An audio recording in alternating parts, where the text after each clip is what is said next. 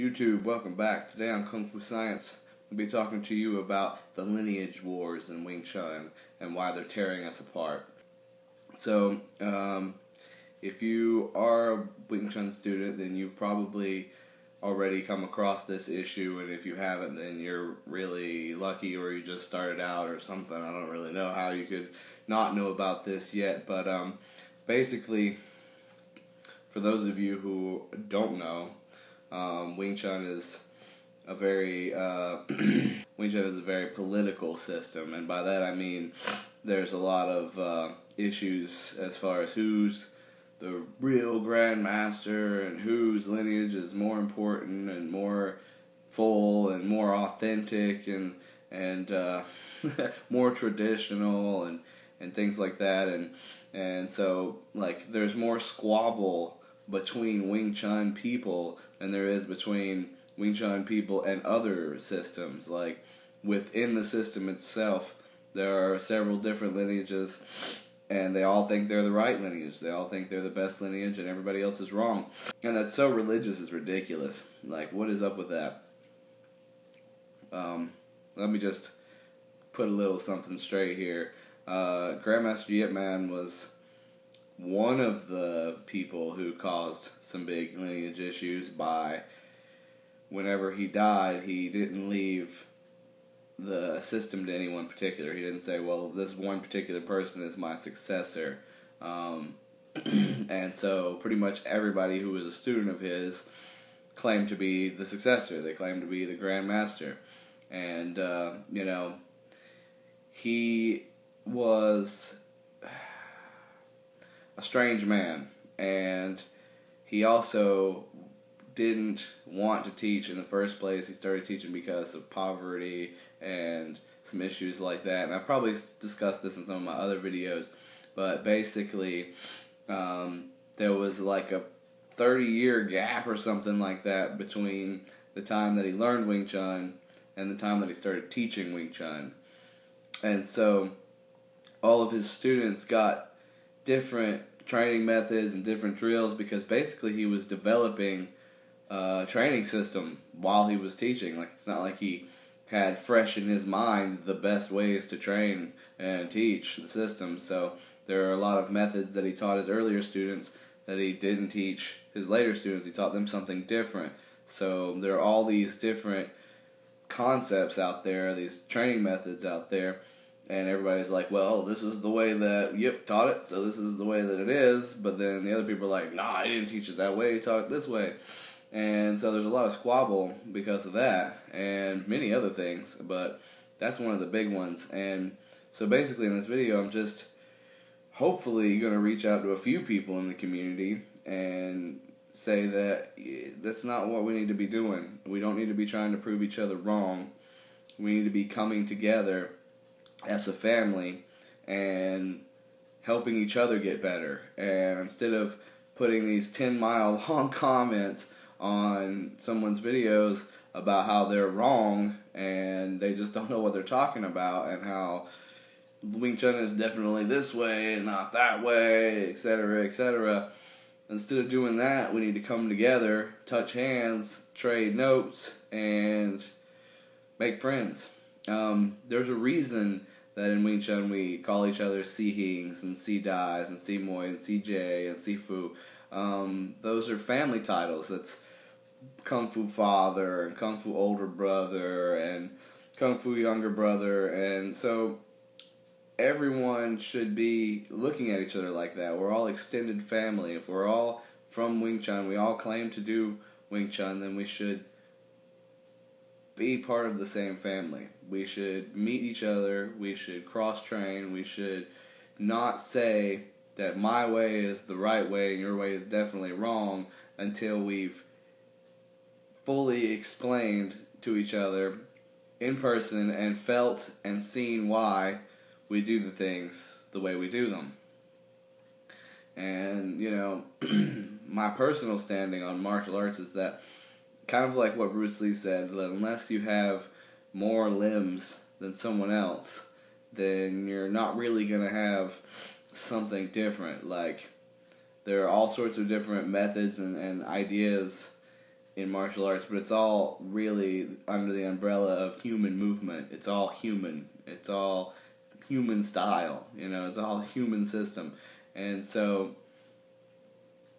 I like to consider myself a student of human movement, not just of Wing Chun. But Wing Chun is my primary system. It's my core system. It's what caused me to get to where I am today. It's what helped me get here. It's what I teach, but I'm not sworn by law to uphold any particular person's methods or any particular lineage's methods on Wing Chun. I'm from the Lineage lineage, and that right there gets me a lot of trouble anyway, because Lineage himself was kind of a bastard, and just like most people, most lineages, their grandmasters are usually kind of arrogant. They spread around and took off and went to different places in the world, beating people up and saying that they're the one true master, and that they're all using these what would you call them, marketing methods to become the best of the best as far as money and amount of students and all that goes. And Lineage was no different. He did that too. And so he also probably was one of the ones who did it the most. He went to Europe and took over a lot in Europe. He's got the biggest association probably in the world as far as Wing Chun goes. Like, probably the biggest and most amount of students. But even now, there are all sorts of break-offs from him too, like the association I'm part of, and myself included. We are break-offs of the lineage. So we are from his lineage, and we use some of his methods and his forms and his system of training, but we are not sworn by him or to him. We're not trying to be clones of him, and we're also not trying to pay him out the ass just to freaking do what he does. So, take that as you will. So, if you're in Wing Chun and you think your lineage is the one true lineage, then why do you think that? Like, why would you think that? Like, we're all in this together. So, my Sifu, actually, Sifu Alex Wallingwan in Texas, Houston, Texas, has recently, which is really incredible, got up with a whole bunch of different Wing Chun people from Wing Chun Sifus from different lineages and different schools of thought, and they got together and they had what they called the Wing Chun Symposium, which is basically where they just all got together and taught a seminar together, where one Sifu, or each Sifu had a topic that he focused on, and everyone brought students from their lineage and their classes and whatnot, and everyone participated. So, like, whatever that Sifu wanted to talk about, everyone did it. And each Sifu took their own, hour or so to do it. And sadly, I wasn't able to be there this time because I'm on the other side of the United States. So it's hard for me to just hop up and take a trip anytime I want,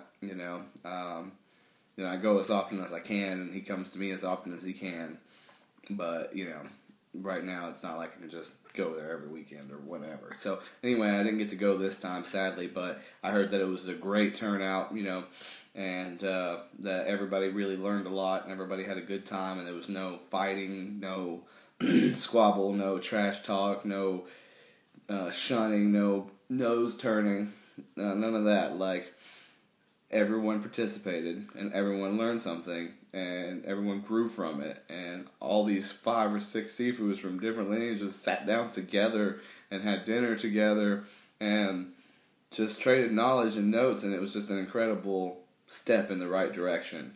And I feel like that's what we should be doing. I feel like that's what we should all be doing, and there's a lot of people doing this, so it's not like it's a new concept, but it's definitely time to throw away the old paradigm. It's definitely time to get rid of the squabble, get rid of the lineage thoughts. Of course, show loyalty to your teacher or your lineage or whatever. I mean, that's fine. That's definitely fine. But don't shun others for having their own thoughts and their own lineage. And I get a lot of comments on my videos all the time, like, man, you're really going in the right direction. And then I get other comments like, man, you don't know shit. You don't know what you're talking about. Your Wing Chun is obviously not real Wing Chun. You obviously don't know how any of it works. Just like, yeah, you think that, but you are not coming to show me why I'm wrong. You're just trying to tell me. You're not actually demonstrating anything, and you're not really reaching out. You're just trash talking. And so the point here is that we should definitely try to organize more of these things. We should organize more of these get-togethers. And I'll be taking trips actually really soon to visit some other Sifus and some other teachers and other Wing Chun people. And I'll definitely be taking the camera with me and filming. So I hope that you guys all join me for those videos and be on the lookout for them, because it won't be long. I'll be doing it pretty soon. So I guess I'm going to wrap this video up with some last thoughts. Just to sum it all up. Get rid of the squabble. Get rid of the trash talk. Get rid of the lineage-based arrogance. And come together as a family. Come together as one. And let's make Wing Chun better. Let's carry Wing Chun into the next generation before the pillars fall out from under us. Before we tear ourselves apart. It's time to evolve. It's time to take Wing Chun to the next level. And the best way and the only way to do that is to come together as a family, as one. So, if you are a Wing Chun student or a teacher and you're near me or even far away and you really want to get together, contact me and we will try to make it happen. I'd love to meet up with other people from Wing Chun. I'd love to meet up with other lineages and cross-train, and I've done it a few times. I try to do it as often as I can, but, I live in North Carolina, and there's not a whole lot here, and the few that I have met have been kind of assholey about it. Like, I met a guy in the same city as me, and he was immediately turned off and making up he had all these preconceived thoughts about me before he even met me, and just ran with that instead of giving me a chance to, I don't know. It was kind of weird. It was really uncomfortable and kind of weird. So I went to one of his classes. I participated in the whole class, and then, asked him if he wanted to do a little free chisao, which that term to me means just do some chisao without there being any particular drills, just kind of like, I guess, gorsao or gaosao or however you want to say it, but not really fighting, not really sparring, just, playing. And he was like, "How dare you ask me for 3 lessons?" And just got really offended, instantly. So, that didn't work out. But anyway, as I was saying before, please contact me if you would like to get together and cross-train. I would love to. I would love to make it happen. If you're in North Carolina, South Carolina, or any of the surrounding areas, and you wanna meet up, and you wanna do something, make some videos together, freaking whatever, share notes, touch hands, cross-train. Let's do it. Let's do it. And I think that even if you're not around me and you agree with me, then reach out to the community, reach out to other people around you, and let's make this happen. So until next time, thank you for watching Kung Fu Science. What's in your Kung Fu?